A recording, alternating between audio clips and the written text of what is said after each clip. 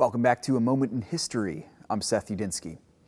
In our march through the annals of history, let's journey across the Atlantic to England and back 5 centuries to the tumultuous 16th century. As the European mainland was undergoing something of a societal revolution during the Protestant Reformation, a notorious English king would ascend to the throne and, at least politically, bring the Reformation to England.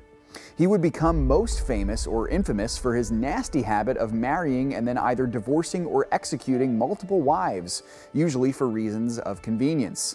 Let's explore the infamous patriarch of the Tudor dynasty, Henry VIII.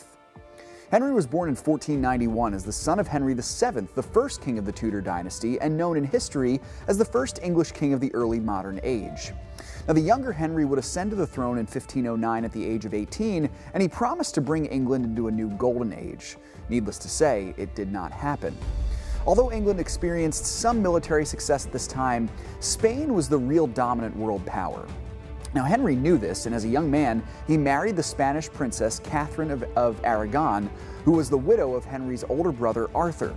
Catherine bore Henry 6 children, but only their daughter Mary survived into adulthood. And by the way, this Mary was the Bloody Mary, infamous for murdering almost 300 Protestant Christians during her reign in England later in the 16th century, but that's another story for another time. Now, because of Henry's anger at her wife for her failure to produce an heir, Henry demanded a divorce and married one of his much younger ladies-in-waiting, Anne Boleyn. But before he could move on from Catherine, he needed a spiritual justification for this divorce. He could not find one legitimate to satisfy the papal powers in Rome, and thus was excommunicated from the Catholic Church. Meanwhile, in the 1530s, he would have his next wife, Anne, executed for the same reasons he divorced Catherine.